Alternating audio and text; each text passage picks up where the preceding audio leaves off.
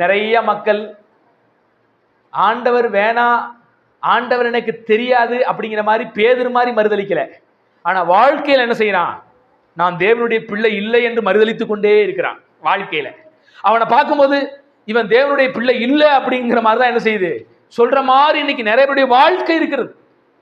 ஆனா இந்த பிலத்தெல்பியா சபையை குறித்து பார்க்கிறோம், கொஞ்ச பலன் இருந்தாலும் ஆண்டவருடைய நாமத்தை மறுதலிக்காமல் வசனத்தை கை கொண்ட சபை. வசனத்தை, ஆண்டவர் வசனத்தை கை கொண்டவன் தான் பார்க்கிறார். மனம் திரும்பி வாங்க, வசனத்தை கை கொள்ள ஒப்பு கொடுங்க, வார்த்தைக்கு நேராக திரும்புங்க. இந்த வார்த்தையோடு இணைந்திருக்கும் போது நமக்கு வார்த்தையின் சாரம் கிடைக்கும், வார்த்தையின் ஜீவன் கிடைக்கும், நம்ம கனி கொடுக்க முடியும், வெண்வஸ்திரம் கிடைக்கும், நித்திய ஜீவன் கிடைக்கும். நம்ம பேர் ஜீவ புத்தகத்திலிருந்து என்ன செய்யாது, கிறுக்கி போடாம. மாசம் மாசம் திறந்த வாசல், சில சபைகள வருஷ வருஷம் இதோ திறந்த வாசலை உனக்கு முன்பாக. ஐயா 5 வருஷத்துக்கு ஒரு டைம் இந்த வாக்குத்தத்தத்தை எடுக்கிறான் சபை. ஆனா யாருக்கு திறந்த வாசல்? யாருக்கு திறந்த வாசல்? என் நாமத்தை மறுதலியாமல் என் வசனத்தை கை கொள்றவனுக்கு தான் திறந்த வாசல்.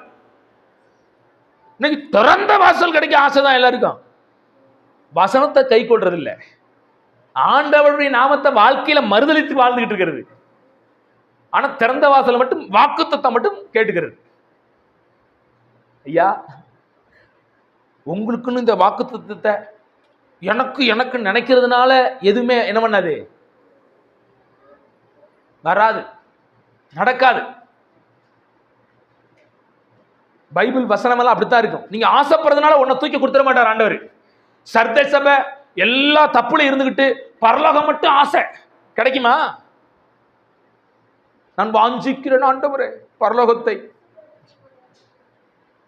நான் சொல்றேன் என்னன்னா, நீங்க பரலோகம் பரலோகம்னு ஆசைப்படாமையே கர்த்தருடைய வார்த்தையே கை கொண்டு வாழ்ந்தா போதும், நீங்க பரலோகம் என்ன செஞ்சிடலாம். ஏன்னா நிறைய பேர் பரலோகம் வரணும்னு ஆசைப்படுறான், ஆனா பரலோகம் என்ன செய்ய முடியல, போக முடியறது இல்லை. அப்படித்தானே? நிறைய சபையில பரலோகம் போறதுல ஆசைதான். எல்லாத்தையும் கேட்டு பாருங்க, பரலோகம் போற ஆசை. ஆமா சார் பரலோகம் போறோம், ஏன் அச்சீவ்மெண்டே அதான். நான் சொல்றேன், பரலோகம் போகணுங்கிறது உங்களுக்கு அச்சீவ்மெண்டா இருக்க வேணாங்கிறேன். இந்த வார்த்தை ஒரு தம்பிட்டு சொன்னேன், தம்பி எப்ப பார்த்தாலும் பரலோகம் போறதுன்னே நினைக்காத தம்பி, பரலோகம் போறது நம்ம டார்கெட்டா இருக்க கூடாது. என்னென்ன சொல்றீங்க? ஆமாடா தம்பி, பரலோகம் போறது ஏன்னா நீ நினைச்சாலும் பரலோகம் போக முடியாது தம்பி உன்னால. ஏன்னா பரலோகத்துக்கு கொண்டு போறது யாரு? அப்ப அவர் யார பரலோகம் கொண்டு போவார்னா அவருடைய சித்தத்தின்படி செய்யறவனை தான் என்ன செய்வாரு. அப்ப இந்த பூமியில உன் அச்சீவ்மெண்ட் என்னவா இருக்கணும்? அவர் சித்தத்தை செய்து முடிப்பது, அதுதான் அச்சீவ்மெண்ட். ஐயா நீங்க சித்தத்தை செஞ்சிட்டீங்கன்னாவே தன்னால பரலோகம். ஏன்னா பரலோகம் கிஃப்ட். என்னைக்குமே கிஃப்டை நோக்கி ஓடக்கூடாது. எதை நோக்கி ஓடணும்? இலக்கை நோக்கி ஓடணும். ஐயா இலக்க முடிச்சிட்டீங்கன்னா கிஃப்ட் இலவசம். கிஃப்டை நோக்கியே ஓடனா நிறைய பேர் இந்த உலகத்தை கிஃப்டை நோக்கியே ஓடுறான். பரலோகம் பரலோகம் இல்ல, சித்த செய், பரலோகம் தன்னால கிடைக்கும். நான் சொல்றேன், இந்த கிரிக்கெட் போட்டியை முடிச்சிட்டீங்கன்னா கப்பு இலவசம். 12 பேர் வர்றான் களத்துல இறங்கி, கப்பை நோக்கியே ஓடுறான். கப்பை நோக்கி ஓட கிடைச்சிருமா? ஐயா களத்துல இறங்கி விளையாடியா, உனக்கு கொடுக்கப்பட்ட ஓவர்ல என்ன செய்ய, அதிக ரன் அடியா, நல்ல பவுலிங் போடியா, உனக்கு எதிராக இருக்கிறன ஜெயித்து காட்டியா, தன்னால கப்பு என்ன செஞ்சிரு கைக்கு. இப்படித்தான் கப்பு வாங்கணும். பரலோகம் உங்களுக்கு எப்ப கிடைக்கும்னா, ஆண்டவர் இந்த பூமியில உங்களை கொண்டு என்ன சித்தம் வச்சிருக்கிறாரோ, இந்த பூமிக்கு எதற்காக உங்களை கொண்டு வந்தாரோ, என்ன திட்டத்துக்காக கொண்டு வந்தாரோ, அதை நிறைவேற்றி முடிச்சிட்டீங்கன்னா கப்பு தன்னால, பரலோகம் தன்னால உங்க கைக்கு வந்துடும். கப்பு கப்பு கப்புன்னு ஓடாதீங்க. பரலோகம் உங்களுக்கு லக்கு இல்ல, தேவ சித்தம் தான் உங்க லக்கு. அதுதான் பவுல் சொல்றாரு, எதற்காக நான் பிடிக்கப்பட்டேனோ அதை பிடித்துக் கொள்ளும்படி ஆசையா என்ன செய்யறேன். அவர் ஓடிக்கிட்டே இருந்தாரு.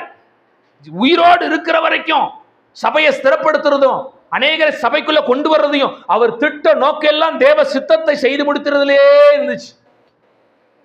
சித்தத்தை செய்து முடிச்சா தன்னால என்ன கிடைக்கும்? பரலோகம் கிடைக்கும். இங்க அததான் பிலட்டெல்பியா சபைக்கு ஆண்டவர் என்ன சொல்றாரு, நீ சித்தத்தை செஞ்சீனா, என் வசனத்தை கை கொண்டினா திறந்த வாசல் உனக்கு. திறந்த வாசல், திறந்த வாசல். மாசமானா திறந்த வாசல் வாக்குத்தத்தம், வருஷமானா திறந்த வாசல் வாக்குத்தத்தம். போர்டு வேற அடிச்சு வீட்டுல என்ன செஞ்சான், நமக்கிட்ட அவர் கொடுத்துடுறான். ஆனா ஒரு வருஷம் கூட திறந்த வாசல் என்ன பண்ண முடியல. வாக்குத்தத்தம் கொடுத்தானா இல்லையா? கொடுத்தீங்களா? வாங்குனீங்களா? நடந்துச்சா திறந்த வாசல்? கிடைச்சிச்சுங்க. அந்த சபையை விட்டு தெரித்து ஓடிவிட திறந்த வாசல் கிடைத்தது. எப்படியா? ஆமாங்க, அந்த சபை விட்டு ஓடி தெரிச்சிட்டோம், தெரிச்சு ஓடிட்டோம், அதுல இருந்து திறந்த வாசல் கிடைச்சிச்சு. அப்படியா? நல்லா கவனிங்க. திறந்த வாசல், திறந்த வாசல் அப்படின்னு நீங்க அலையாம வசனத்தை கை கொண்டாலே என்ன கிடைக்கும்? திறந்த வாசல் கிடைக்கும். திறந்த வாசல் திறக்கிறவர் அவர். எப்போது திறப்பார்?